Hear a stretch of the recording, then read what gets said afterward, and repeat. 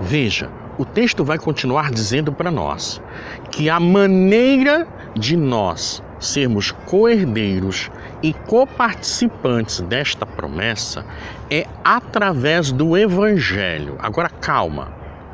A palavra Evangelho significa mensagem, significa conjunto de informações. Então, o Evangelho não é simplesmente o livro de Lucas, de João, de Mateus, de Marcos. Não. O Evangelho é a Bíblia inteira. Veja, Evangelho significa um conjunto, significa mensagem, um conjunto de informações. Então, o Evangelho é a Bíblia inteira. Significa, e Paulo está dizendo isso muito claramente, que nós, para sermos o coparticipante e para sermos também o co-herdeiro, precisamos passar pelo crivo da Bíblia, ela inteira. Não se pode negligenciar um pedaço e agarrar o outro. Não é assim que se faz. Você não pode, por exemplo, ir ao seu trabalho e fazer metade do serviço e no final do mês querer o salário inteiro. Você pode fazer isso? Não pode. Você pode, no seu casamento, por exemplo, amar pela metade o teu marido e depois desejar que ele seja fiel a você? Isso não existe. Ou se ama por completo ou não se ama, porque quando se ama pela metade, o adultério entra e a destruição da família é iminente. Você está percebendo como o texto ele é totalmente realista? Na nossa realidade, ele pode ser fácil colocado em prática. Um retrato da nossa realidade está nesse texto. Isso significa que para que você viva a solução do teu problema, porque você procura uma bênção, seja ela afetiva, familiar, financeira, ou até mesmo somente a salvação após morte, que é o que mais comumente nós procuramos. Seja qual for a tua vontade, o teu desejo de existência hoje, seja qual for, isso só virá a se tornar real se você for coparticipante, co-herdeiro dessa promessa, disso que você quer, não é? Através da palavra, através da Bíblia, através do Evangelho.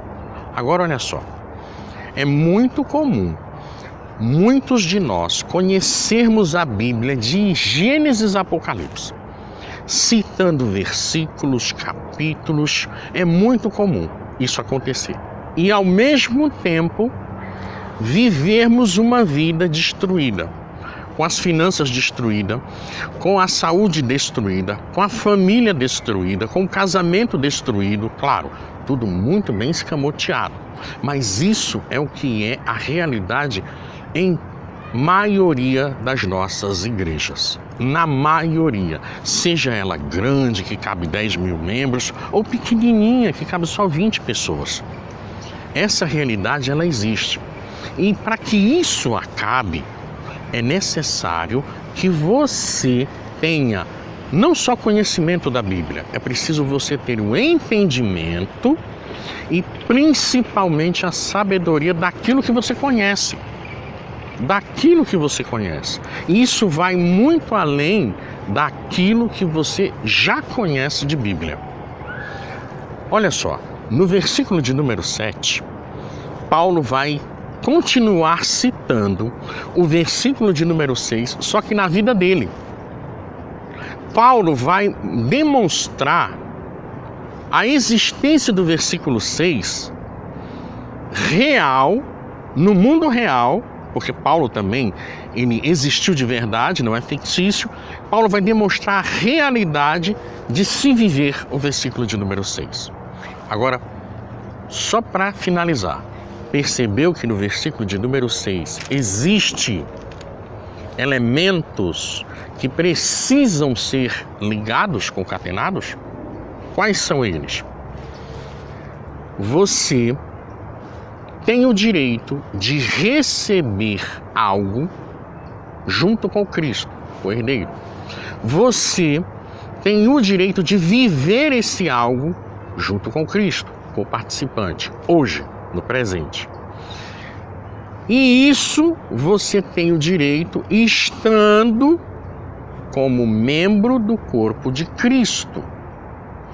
E ao mesmo tempo realizando aquilo que a palavra, o Evangelho, determina que você realize para que você receba a herança e a participação. Ou seja, para que você viva a bênção que não existe hoje, mas está no futuro, que você viva hoje essa bênção e também que você viva uma situação abençoada que já existe hoje.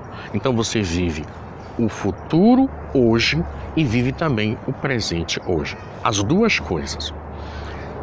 No versículo de número 7, Paulo vai começar dizendo assim,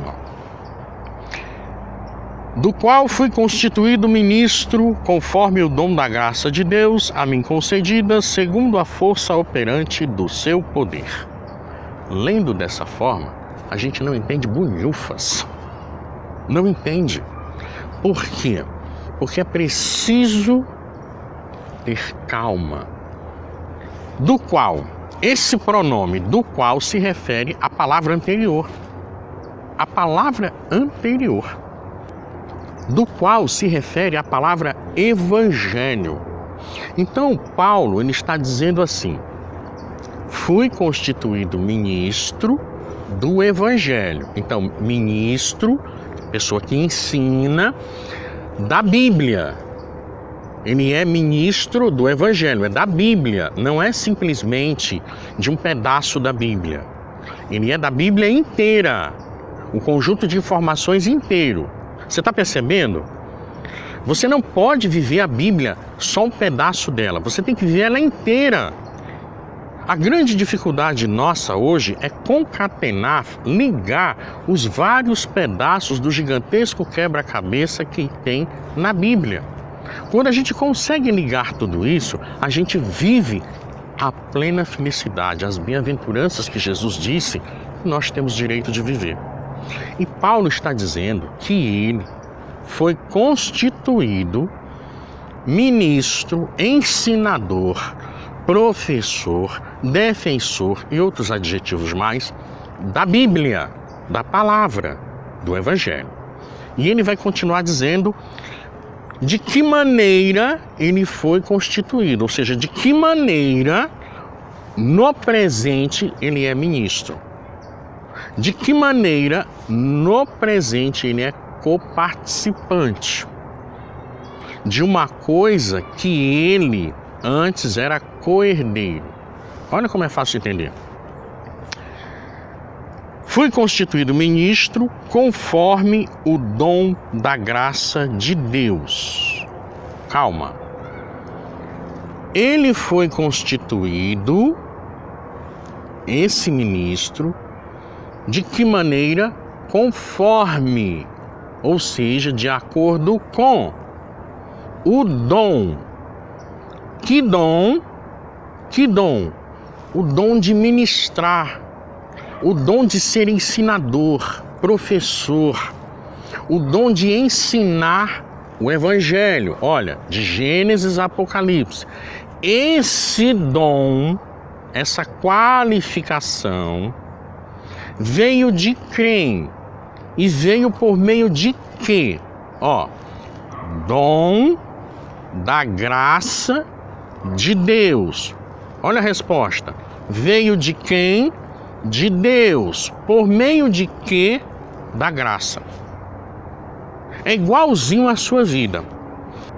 E essas coisas acontecem com você na vida real também. Quer ver só? Você tem um problema e precisa resolver esse problema. Em qualquer área da sua vida, no ministério, na sua vida com o Senhor, na vida financeira, familiar, afetiva, enfim.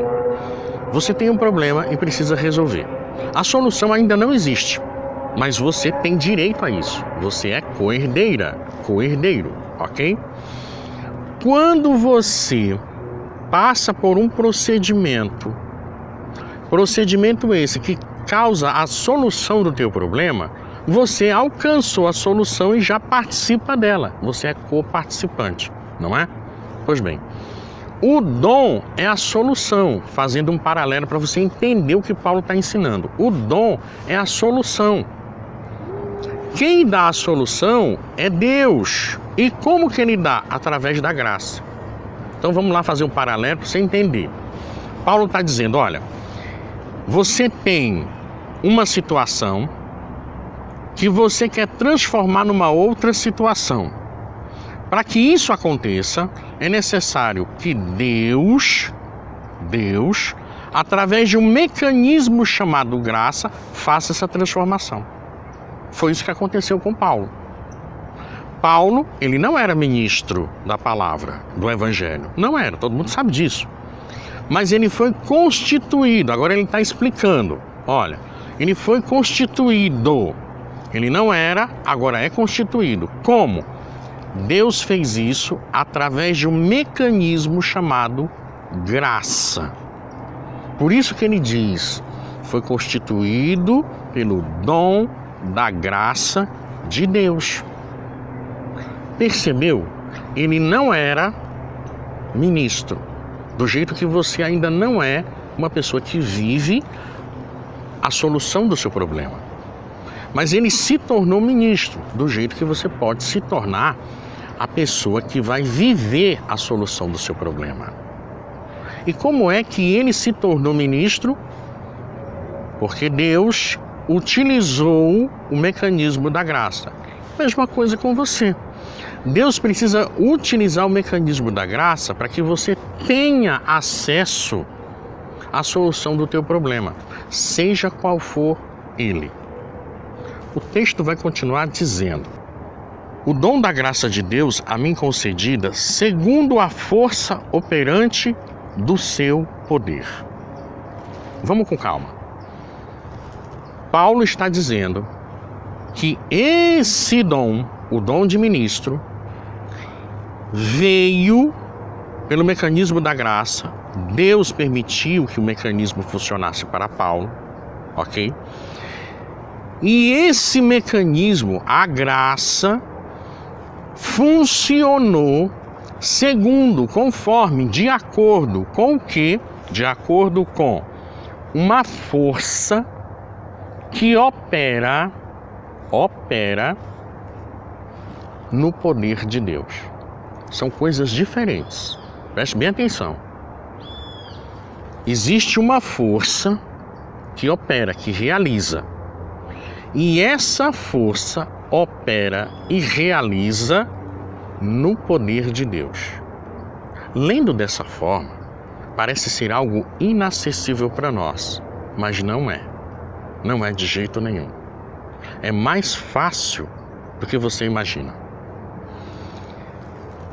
O mecanismo da graça que possibilitou o dom de ministro para Paulo, do jeito que pode possibilitar para você a solução do seu problema, o mecanismo da graça, ele funciona porque existe uma força que faz ele funcionar, faz o mecanismo da graça funcionar. E essa força, ela realiza, ela opera, ela faz. E como é que ela faz? Como é que ela opera? Ela opera, ela faz no poder de Deus. Mas que poder é esse? Aí é que tá. Essa força que realiza chama-se justiça. E esse poder que é utilizado para essa força girar o mecanismo graça, esse poder chama-se juízo. Essa força e esse poder são os elementos que fazem com que o teu problema, seja ele qual for, ministerial, familiar, afetivo, financeiro, seja qual for, seja solucionado. É essa força e esse poder, esses dois elementos que fazem o mecanismo da graça girar. quando o mecanismo da graça gira, funciona, o produto final é justamente o dom, a solução do problema. Viu como é fácil? Como é que você consegue saber o que é essa força e o que é esse poder? Fica muito fácil. Basta você participar do discipulado prático, que começa hoje as matrículas. Hoje começam as matrículas do discipulado prático. Nesse discipulado, você vai aprender, você vai entender como é essa força, como ela funciona e também esse poder. E muito mais, você vai conseguir dominar esta força e este poder. Você vai conseguir fazer com que esses dois elementos trabalhem ao teu favor, na tua igreja, na tua vida particular, sem você sair do seu ministério, sem você deixar a sua igreja e respeitando a doutrina da tua igreja. Participando desse discipulado, durante 2 meses, você vai aprender como essa força e como esse poder se tornam reais na tua vida. Aí, o Espírito Santo de Deus, que é o mesmo que trabalhava junto com Paulo, vai trabalhar junto a você de um modo muito mais eficaz e eficiente. Você vai poder andar todos os dias com o Espírito Santo de Deus e se comunicar com Ele. Você vai ter acesso a informações que nunca jamais um ser humano pôde ter. Você vai ter acesso a estratégias de vida que só são possíveis ter junto, convivendo com o Espírito Santo de Deus. E isso ficará disponível para você durante esse discipulado.